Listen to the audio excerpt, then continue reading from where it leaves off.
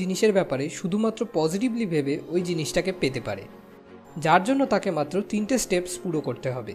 এই 3টে স্টেপস হলো আস্ক, বিলিভ আর রিসিভ। এই বইয়ে যে কথাগুলো বলা হয়েছে তার মধ্যে কিছু কথা আছে একদম ঠিক, কিন্তু আবার কিছু কথা এরমও আছে যেগুলো মিসলিডিং, যে কারণে এই বইটা one of the most controversial best selling বইয়ের মধ্যে একটা। ল অফ অ্যাট্রাকশনে যে জিনিসগুলো মিসলিডিং ছিল সেই জিনিসগুলোকে সঠিক করে Sandeep Maheshwari law of love নামে একটা নতুন রাস্তা নিজের ভিডিওতে বলেছেন, যেটা আর কিছুই না, শুধুমাত্র ল অফ অ্যাট্রাকশনকে সঠিক উপায়ে অ্যাপ্লাই করারই একটা রাস্তা। তো আমি এই ভিডিওতে ওই সঠিক রাস্তাটাকেই আপনাদের সাথে শেয়ার করছি। ল অফ অ্যাট্রাকশনকে সঠিক উপায়ে অ্যাপ্লাই করার মানে ল অফ লাভের এক্স্যাক্টলি 4টে স্টেপস রয়েছে। এর মধ্যে ফার্স্ট স্টেপ হলো আস্ক, মানে নিজের ডিজায়ারগুলোকে চুজ করা, কোন কোন ডিজায়ারগুলোকে পূরণ করতে হবে আর কোনগুলোকে ছাড়তে হবে। কারণ রোজ আমাদের ভিতর লক্ষ লক্ষ ডিজায়ার জন্মায়, সবগুলোকে তো আর পূরণ করা সম্ভব নয়। তো এর মধ্যে কোনগুলোকে ধরে রাখতে হবে আর কোনগুলোকে ছাড়তে হবে, কিসের উপর নির্ভর করে চুজ করতে হবে। একটা উপায় হলো ফিলিংসের উপর নির্ভর করে কল নেওয়া, বেশিরভাগ যেটা আমরা করে থাকি। কিন্তু এই রাস্তাটা আমাদের জন্য একদমই ঠিক নয়। কেন?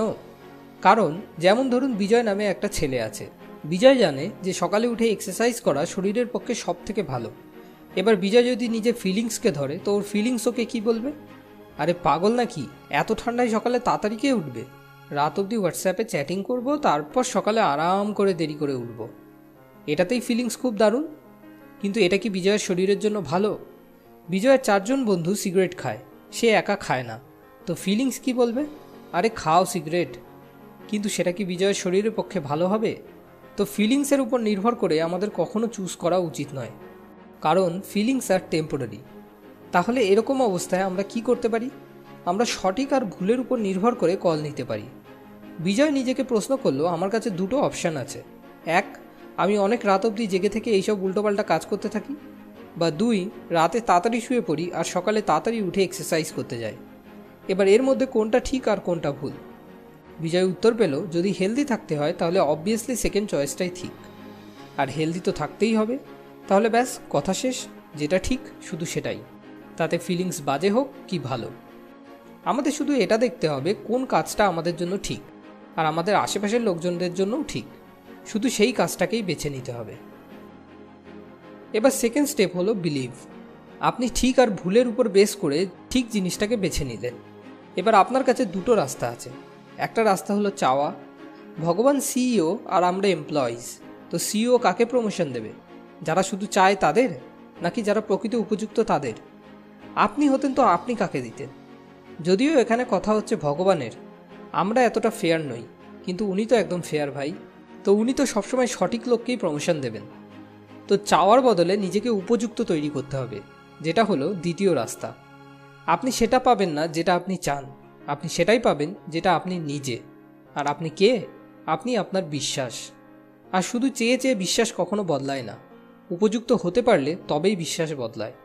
এবার উপযুক্ত কি করে তৈরি হতে হয়? জ্ঞান আর অভিজ্ঞতা সঞ্চয় করে। শুধু এই 2টো জিনিস থেকেই বিশ্বাস তৈরি হয়। ভাবুন, একটা অপারেশন করতে হবে আর 3জন লোক আছে যাদের ভিতরে এই অপারেশনটা করার ইচ্ছা আছে। ফার্স্ট হলো একজন নর্মাল মানুষ, যার কাছে না তো এই অপারেশনের ব্যাপারে কোনো জ্ঞান আছে, না তো কোনো অভিজ্ঞতা আছে। সেকেন্ড হলো একজন সবেমাত্র পাশ হওয়া ডাক্তার, যার কাছে জ্ঞান তো আছে কিন্তু অভিজ্ঞতা নেই। আর থার্ড হলো একজন সার্জন, যে কিনা 15 বছর ধরে এরকম অপারেশন করে আসছে, ওনার কাছে জ্ঞানও আছে আর তার সঙ্গে অভিজ্ঞতাও। তাহলে এবার আপনিই বলুন, এই অপারেশনে সফল হওয়ার জন্য কে সবথেকে বেশি উপযুক্ত? কার বিশ্বাস সবথেকে বেশি স্ট্রং হবে? তো আমাদের নিজেদের মনোযোগ সবসময় শেখার প্রতি রাখতে হবে, কেননা ওটা থেকেই জ্ঞান আর অভিজ্ঞতা বাড়বে, যার ফলে বিশ্বাস স্ট্রং হবে। আর যত বেশি বিশ্বাস স্ট্রং হবে তত বেশি আপনিও স্ট্রং হবেন। এবার থার্ড স্টেপ হলো অ্যাক্ট। অ্যাক্ট করার জন্য কি দরকার? এনার্জি। সেটা কোথা থেকে পাওয়া যাবে? ফিলিংস আর ইমোশন থেকে। সেটা কোথা থেকে জেনারেট হবে? সেটা জেনারেট হবে পারপাস থেকে। পারপাস যদি সঠিক কিছু করা হয় তো পজিটিভ ইমোশনস জন্ম নেবে, আর যদি কিছু খারাপ করা হয় তো নেগেটিভ ইমোশনস জন্ম নেবে। কিন্তু কিছু ভালো করার জন্য সবসময় পজিটিভ ইমোশনস থাকা দরকার। তো যদি কোনো কাজের পারপাস থেকে নেগেটিভ ইমোশন জন্ম নিতে থাকে, তাহলে সেই মুহূর্তেই হয় সেই কাজটাকে ছাড়তে হবে বা সেই পারপাসটাকে ছাড়তে হবে। যখনই আপনি পারপাসকে বদলে দেবেন, ওই সেম কাজের জন্যই আপনার ভিতরে পজিটিভ ইমোশন জন্ম নেওয়া শুরু করে দেবে। তো এরকম পারপাস বেছে নিতে হবে যেটা পজিটিভ ফিলিংস দেয়। তারপর যখন ধীরে ধীরে ওই পারপাস বিশ্বাসে পরিণত হয়ে যাবে, আরও বেশি পজিটিভ ফিলিংস জেনারেট হবে। ওয়ার্ল্ডে সব গ্রেট লিডাররা এটাই করেছেন। তারা একটা পারপাসকে ধরেছে, সেটাই তার গোল হয়েছে, ধীরে ধীরে সেটাই বিশ্বাস হয়েছে, আর তারপর সেটাই তার জীবন হয়ে গেছে, সেটাই সে হয়ে গেছে। যেমন গান্ধীজি আর নন ভায়োলেন্স অভিন্ন, এই দুজনকে কখনো আলাদা করা সম্ভব না। তো যে কোনো পজিটিভ পারপাসকে ধরুন, বিশ্বাস স্ট্রং হবে, বিশ্বাস স্ট্রং হলে বড় লেভেলে মজবুত অ্যাকশন হবে, আর ততটাই বড় সাকসেসও হবে। যখন আপনার পারপাস আপনার বিশ্বাসে পরিণত হয়ে যায়, তখনই আপনার শরীর ও মন একসঙ্গে সেটাকে ফলো করতে শুরু করে। তো জীবনে কোনো কিছু বদলাতে হলে সবার প্রথমে বিশ্বাসকে বদলাতে হবে, তারপর ফিলিংস বদলাবে, ইমোশনস বদলাবে, তারপর এনার্জি বদলাবে, তারপর আপনি বদলাবেন, আর ফাইনালি এই দুনিয়া বদলাবে।